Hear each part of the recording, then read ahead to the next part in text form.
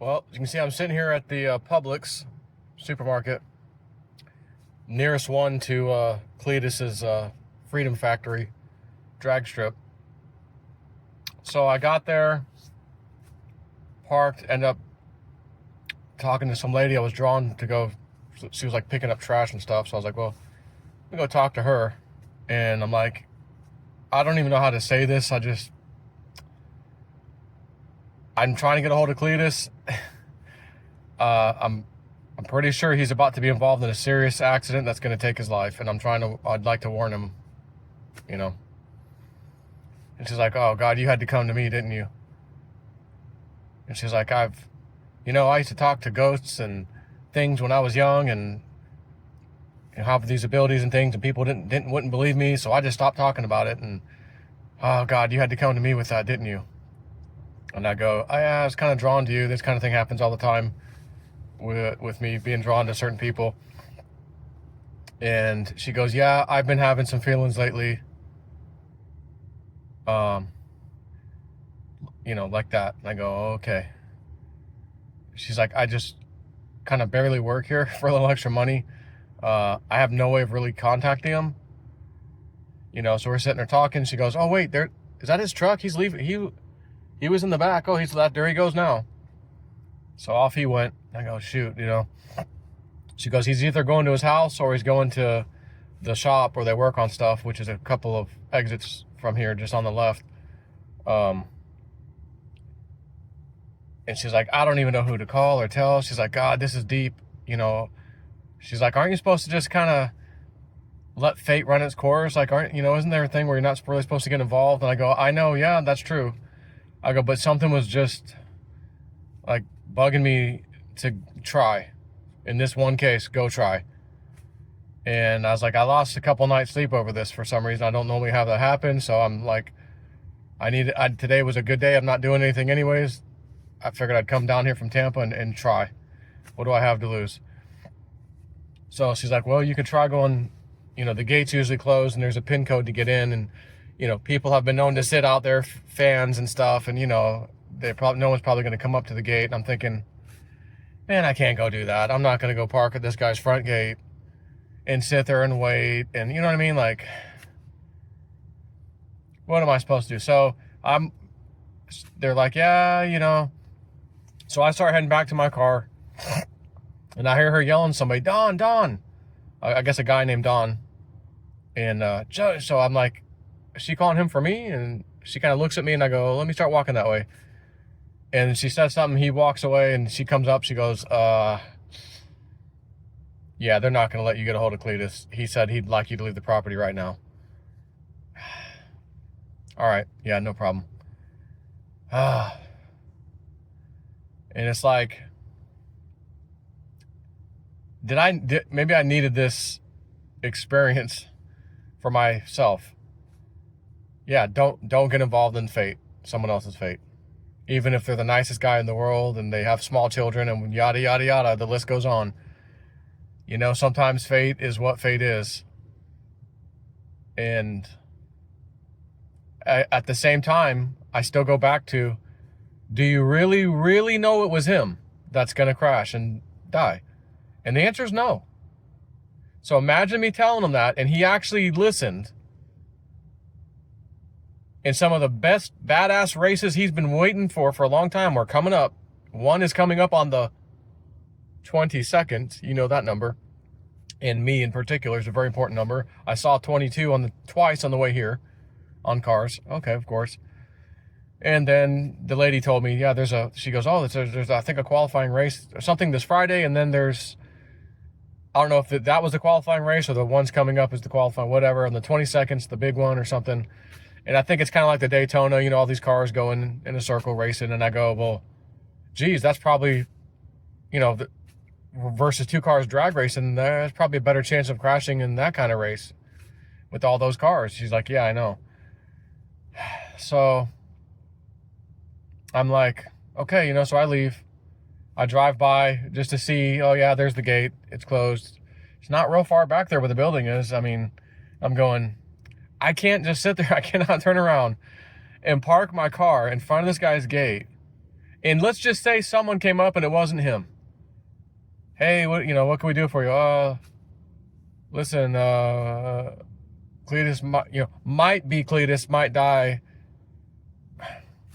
They're going to be like, yeah, we'd like you to leave now. Same thing would probably happen. And if by chance Cletus came up, again, you're telling it to his face. This guy makes his living, his YouTube videos, his life. This guy is living if there's an American dream, this guy's living the American dream plus. He's got his helicopter. He flies his helicopter to and from the drag strip and this and that. Gets in his truck, goes over there, works on some cars with his boys, comes around racing. I mean, you want to talk about working but not working? Loving your job and, that's that guy. And you think some stranger, me, is going to come up to him or get someone that's close to him to tell him, oh, hey, there's this weirdo that says you're going to die in a car. Well, we've heard that before. This guy's middle name is Tempting Fate. That's Cletus.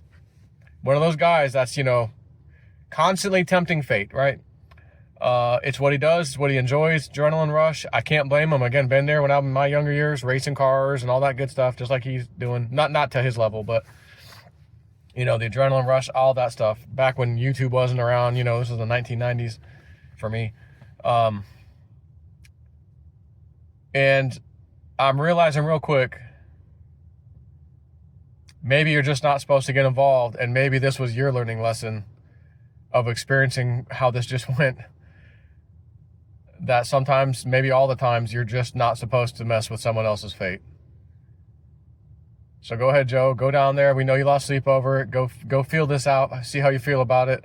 Experience it, because this may happen in the future. And you're just going to know from then, well, been there and done that. Okay. Yeah, thanks for the information, Spirit, but I'm not going to do anything about it. It's their fate. I don't want to try to, intervene. Again, you're going to tell someone to stop racing. Hey, don't join that qualifying race. Don't join that car you just built for the race. Don't do that. The new engine, and then again, if nothing happened, he lives, no accidents, everything was just fine and dandy. They're going to be like, dude, you listen to that effing weirdo? Told you nothing happened. Nobody crashed. It's fine. You're always going to wonder. So I can understand, I guess, the general manager, Don, of the drag strip saying, yeah, tell that guy to get lost.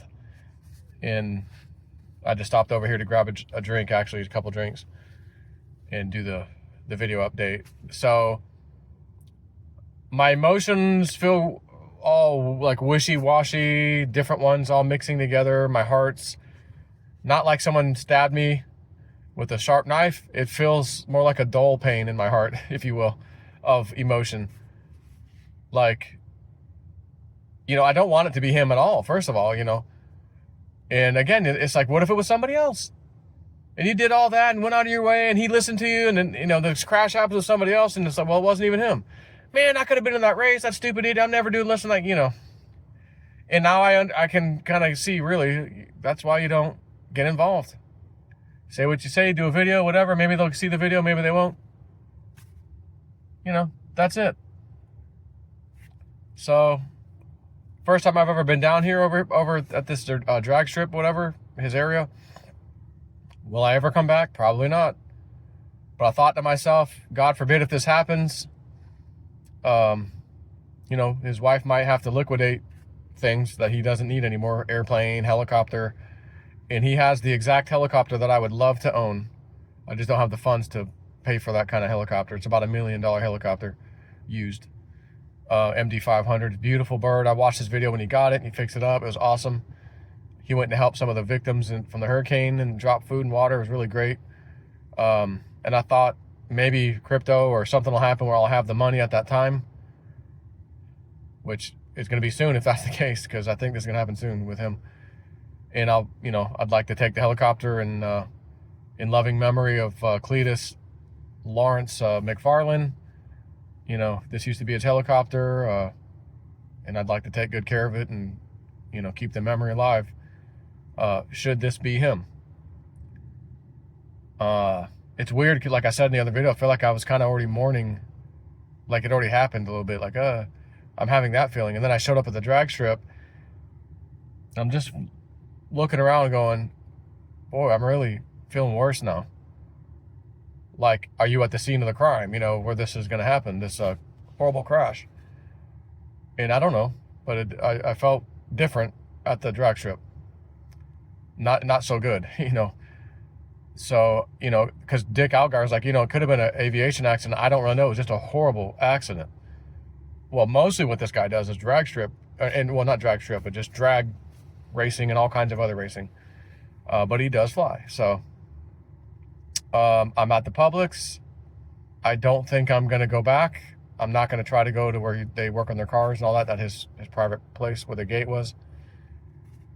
And I thought, you know, if this is really supposed to happen, maybe, just maybe, I'd like run into him. You know, he'd come up to the, they're going to come up to Publix or in the plaza and get something to eat, and I'll see him real quick. You know, but again, just after experiencing that without even talking to him, how's he going to respond to you? You know, and what if he just says some nasty stuff to me, you know, like, he end up hurting my feelings over it, you know, like, damn, dude, I was just, you know, like, but again, how do you expect someone to react if you tell them that? And again, what if it's not him? You know, you're getting someone all amped up and like, golly, this is, you know, this woo-woo stuff is sometimes hard, man. So, anyways, I'm going to stop video, I'll upload it, and I'll be on my not-so-merry way home, you know. I just feel sad about this. I still feel like I want to try to get the message to him, man. And even if it gets to him and he's like, I'm not, F that guy, I'm living on the edge, I'm Cletus McFarland, I'm not stopping, you know. Now it's on the back of his mind. He's going to be racing cars thinking this idiot said this. Is this the time, you know, is he going to be driving around nervous? Self-fulfilling prophecy now? I just think that's it. I'm not going to try any farther. That's it. Maybe I kind of learned a lesson here for myself. And I'm okay with that because I'm always about learning things, you know, spiritually and all that. So, on that note, you know, take it easy.